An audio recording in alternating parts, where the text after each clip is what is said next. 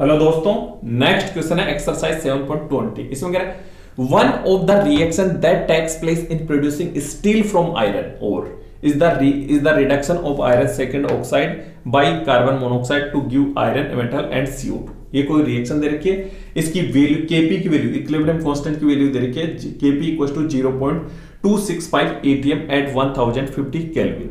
What are the equilibrium partial pressures of CO and CO2 at 1050 Kelvin if the initial partial pressure of carbon monoxide equals to 1.4 atm दे रखा है और CO2 की दे रखा है 0.80 atm। तो सबसे पहले तो ये रिएक्शन लिख लो दोस्तों, FeO solid plus CO gas, ठीक है, Fe solid plus CO2 gas. Clear?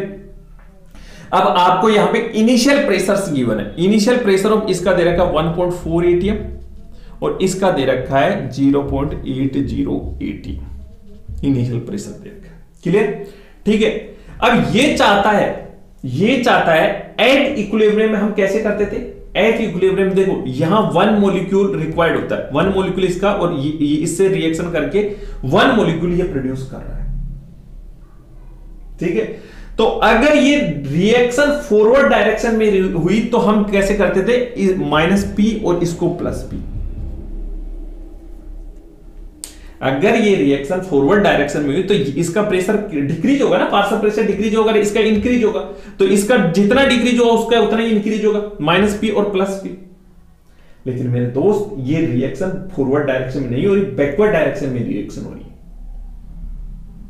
अब फॉरवर्ड डायरेक्शन और बैकवर्ड डायरेक्शन पता कैसे लगेगा, वो रिएक्शन क्वोशेंट से पता लगेगा।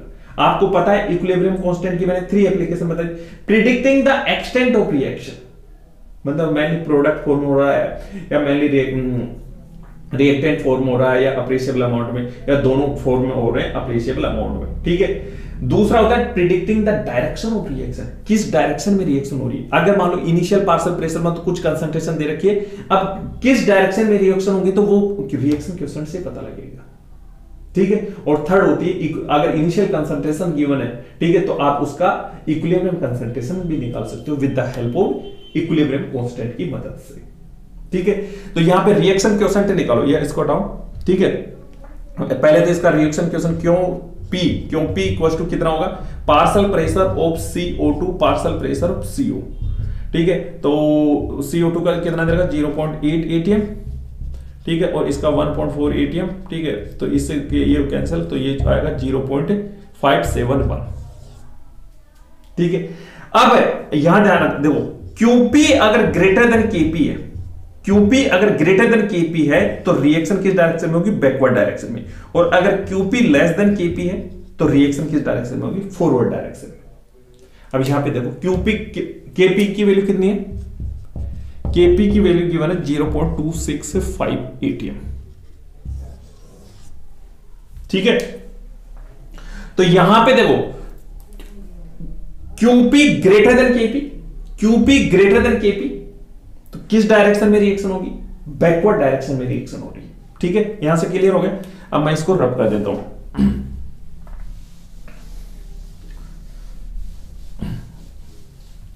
अब ध्यान से सुनो, देखो ये रिएक्शन बैकवर्ड डायरेक्शन में हो रही है, बैकवर्ड डायरेक्शन में मतलब ये इससे मिलके ये बना रहा है।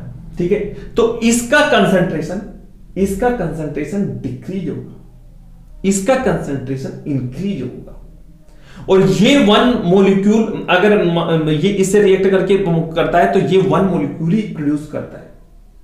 मतलब जितनी कंसंट्रेशन इसकी इंक्रीज होगी उतनी ही कंसंट्रेशन उसकी डिक्रीज होगी। In terms of partial pressure की बात करूं तो इसका जितना पार्शियल प्रेशर डिक्रीज होगा, इसका पार्शियल प्रेशर उतना ही इंक्रीज होगा।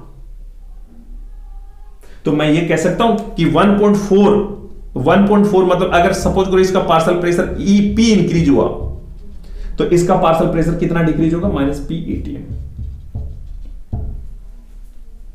क्लियर? एट इक्विलिब्रियम पे ये प्रेशर्स आ गए, पार्शियल प्रेशर्स आ गए। अब आपको KP की वैल्यू, KP का फॉर्मूला पता है, KP equal to partial pressure of CO2, partial pressure of CO2 at equilibrium में, और partial pressure of CO at equilibrium में।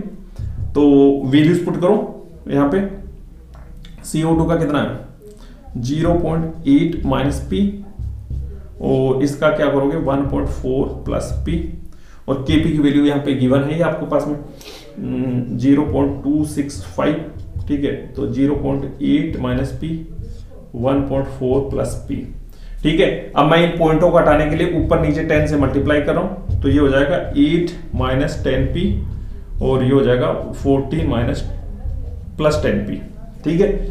तो इसको इधर लेके जाओ, इसको इधर लेके जाओ, देखो कैसे करोगे, इसको उधर लेके जाओ, 0.265 14 प्लस 10p 8 माइनस 10p, ठीक है। इसको मल्टीप्लाई करो, 14 70, यहां से लगे 7 14 84 84 7 91 1, और 14 28 और 9 37 3.71 plus 2.65p equals to 8 minus 10p, ठीक है। इसको इधर लेके चले जाओ और इसको इधर लेके जाओ, तो 10p plus 2.65p equals to 8 minus 3.71, तो ये आ जाएगा 4.29, और इसको आएगा 12.65p, तो p equals to 4.29 divide by 12.65, ठीक है। तो ये आ जाएगा 0.339, p की वैल्यू आ गई आपके पास में 0.339, ठीक है। अब आपको यहां पे इक्विलिब्रियम प्रेशर आप निकाल सकते हो, इसमें p की वैल्यू पुट करो। कैसे पुट करोगे, देखो एक काम करो, 1.4 और 0.339, तो ये होगा 9 9 3 7 और 1 पॉइंट, तो इसका इक्विलिब्रियम प्रेशर आ गया 1.739 atm, और उसका माइनस करो, माइनस कर दो मेरे दोस्त, 0.8 माइनस 0.339, ठीक है, 0 0, ये हो गया 1, और यहाँ पे 9 बच्चा, 9 में से ये होगा 6, और यहाँ पे 7, तो 4 पॉइंट, ये तो इसका पार्शियल प्रेशर आ गया 0.461 atm, ठीक है। तो partial pressure, what are the equilibrium partial pressure of CO and CO2?